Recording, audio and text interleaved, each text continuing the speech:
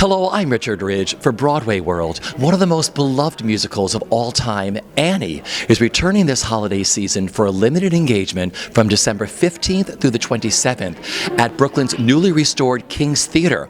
And we're here at Sardi's, where we caught up with creator Martin Charnin, animal trainer William Broloni, and the newest Annie herself, Issy Swickle.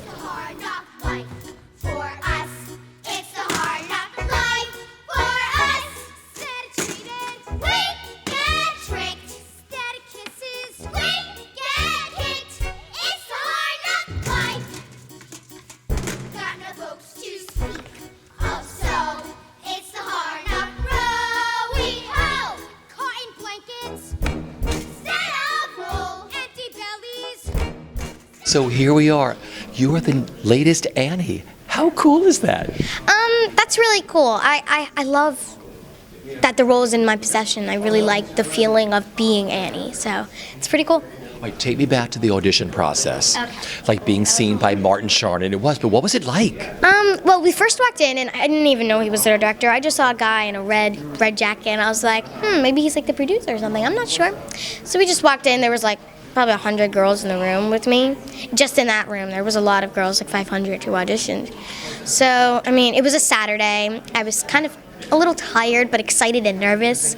My mom was like, we talked together, and we were like, please just let me go through the first round. So I got a call back, and then the next Saturday I came up again. And when the auditions were over, I came up at 12. When the auditions were over, his assistant came up to me and was like, can you please stay for a minute? And I was like, okay, am I in trouble or something? So everyone left, but one of my friends stayed, and she's like, are you okay? And I was like, yeah, we're just cleaning up our trash. So, I mean, I didn't want to hold her up, so I just said that. And we went into a room with like a lot of people and a lot of cameras, just a lot. And I was overwhelmed, and I was like, what's happening? So, and then he asked me if I wanted to be Annie, and I was like, are you serious? Are you serious? It was amazing. What a surreal moment. Cameras and everything else, right? I don't think they've never done that. They've just called the Annies and said, you're going to be Annie. And I was like, I can't believe I'm the first one to do that.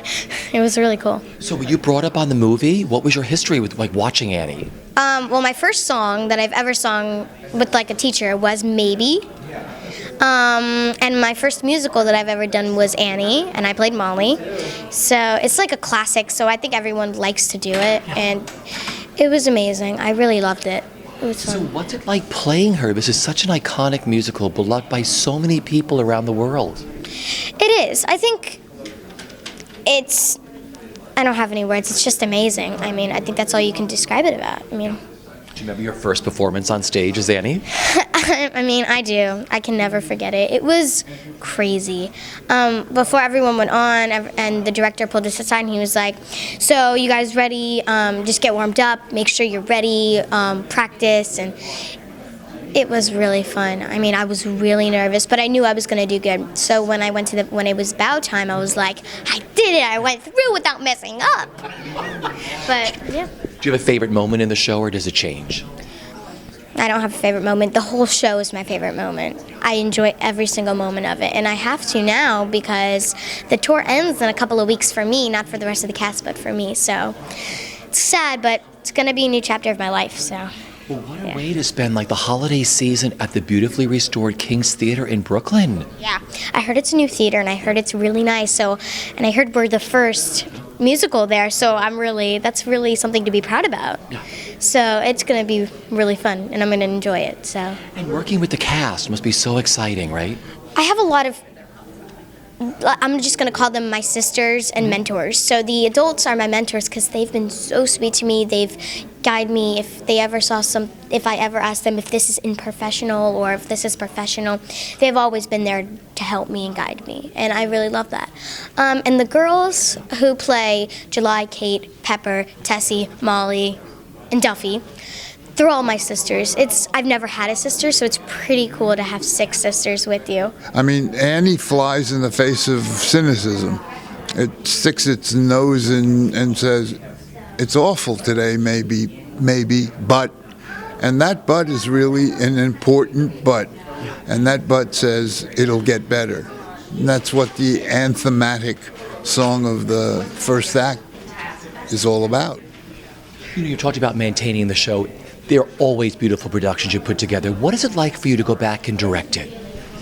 Well, it was thrilling to be able to put it, to restore it, to bring it back to a lot of its original iconic shape. But I changed it as well. I mean, it's not 1977 anymore. Scenic devices have changed. There's a new set designer. Beowulf Board is doing a set. It's brilliant. It moves in a way that no Annie set has ever moved before. There are some new orchestrations. And of course, every time you get a batch of new actors, it's going to be different. The way people react to one another, look at one another, talk to one another, touch one another, all of those things alter the piece. And therefore, it is always different. And talk about your latest Annie. Well, she's divine. Again, they all have been wonderful. Izzy is very special. She's got street smarts. She's got guts on stage. She's consistent. She grows at a hopefully proper rate. I mean, there's just so much scotch and cigarettes you can give an 11-year-old. No, but theoretically, you got to have it inside you. As Andrea had it, as Sarah Jessica Parker had it, as all of the kids, Alyssa Milano and even Catherine Zeta-Jones, when she did it in London, she wasn't Annie, she was Molly, but nevertheless she had spunk. And spunk is important. Spunk is a really important thing to bring to the stage, but it can't be oppressive. It can't be the kind of thing that makes an audience turn off. You can't be a brat. If you're a brat, they're not going to like you. And that's not what Annie is. She's just smart. You know when you see your Annie in an audition process, you're like, that's her? I have 500 or 600 kids come at one time, and I look at them, and funnily enough, I've been really right about knowing which one is going to work out. And I've been wrong on occasion, I admit that, but most of the time I feel it, and I feel it by virtue of how they're looking at me, or how they're looking at the musical director who may be giving them notes, or how they're looking at Liza Gennaro when they're listening to learn how to do a dance number.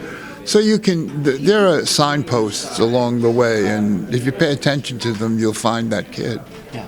And being here for the holiday season at the beautifully restored King's Theater, what it means to you? Oh, it's wonderful.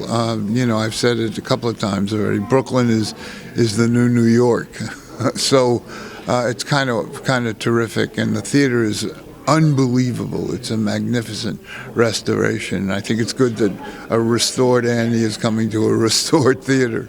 You know, audiences around the world have fallen in love with Annie and continue to do so. What do you think that connection is as the creator of this show? Well, the connection is very simple. It's that we're about what it's a good thing to be about all the time. We are a tap on the shoulder that's to the cynic that says, as awful as a moment may be, around the corner it's going to get better. And that works and has worked since, Cinderella. I mean, pick a time. I'm not that familiar with Aeschylus or Euripides, but I'm certain that was alive in many of their plays. I have seen Annie in many cities, in many countries, and many productions. I just love to watch the audience too. What is it like for you when you watch an audience and how your show touches them? Well, it's thrilling when I see the grandmother who brought her child years ago, and that child is now grown up and has brought another child. So generationally, the thing that's wonderful is to see the baton that's been passed generation to generation to generation. That was a dog, I think. Well, if you do an interview with me, more likely than not, there's going to be a dog around.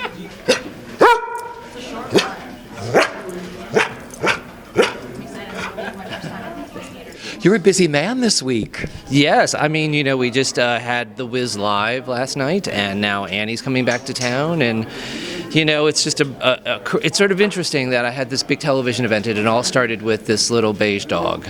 So it's 40 years for Annie, right? Yes, 40 years. Yep. I was 19. I think Martin was 40, and so we're all a little grayer around the edges. So how did you get involved with Annie originally? The original production was done of Annie was done at the Goodspeed Opera House. They couldn't afford a professional dog trainer. I was the youngest kid on the staff who would volunteer to train the dog, and so I went to a dog pound and got the original Sandy.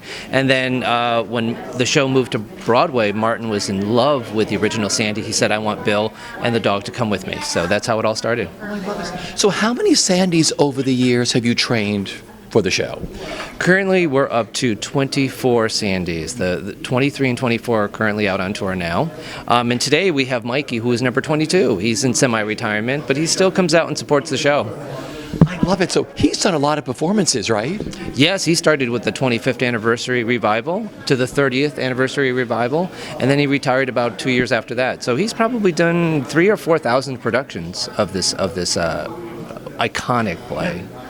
I wonder when they're all together what they talk about, like in their mind, in dog whispering or whatever, saying, I did this many performances, I was on Broadway, I was on the tour. Well, it's, you could tell that they're interested in it, because when we were packing this morning, they were all, take me, take me, take me. And because he's retired, he was so happy to be the one jumping in the car this morning to come to New York. So what is the hardest thing about training them for Annie?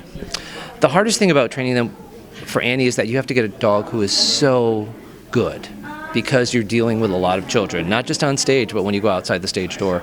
So you need that perfect dog, a dog who, if their tail gets stepped on, they won't turn and snap, and a dog who loves all that attention. So that's, besides being a good performer, they have to have this just love for kids. Okay, so you've had 24 Sandys. What's the craziest thing that has happened on stage with a Sandy? My favorite story is when the original show opened. Every time Sandy walked out, he got entrance applause. And about 6 months into the original run, it was a rainy Thursday night. The audience was wet and tired. They came in, and Andrew McArdle called Sandy, come here, boy. And he came out, and he stopped midway. And he looked at the audience, and they started to titter. And Andrew's going, come here, boy, and he's looking. Audience starts to get a little louder. They break into applause and laughter, and he continues, because he had been used to getting entrance applause, and the one night he didn't, he waited for it. So that's indicative of what dogs, they get into the pattern, and if it changes, they don't know what to do. I love it. Yeah. What's been the best part of the experience for you? I mean, 40 years, you've rescued all these dogs to be a part of this wonderful world of theater. I mean, what's been the best part of it for you? I think the best part is this being part of one of the greatest American musicals. Annie is one of the greatest American musicals, and when we were filming the recent Annie movie, we were filming up on 117th Street and Lexington Avenue, and as the playback started, I looked around, and the entire neighborhood was singing Tomorrow, and to know that I was part of a show that has got into the American's conscience is something that I'll always remember, and be very proud of. No one knew early on if Annie was going to be a hit. I know it was troubled out of town and everything else, but this musical touched a chord in audiences all around the world. It's touched a chord, and it continues to touch a chord, and that's due to the brilliant writing of Tom Meehan, Charles Strauss's music, Martin's lyrics and direction, still are relevant to today's society, and that's what I think makes a great musical. And being here this holiday season from the 15th to the 27th, out of that gorgeous King's Theater in Brooklyn, what it means to you? What that means to me is that audiences will once again get to see this holiday event in New York. We're touring all over the country, so, all of America's seeing it, but there's no place like New York.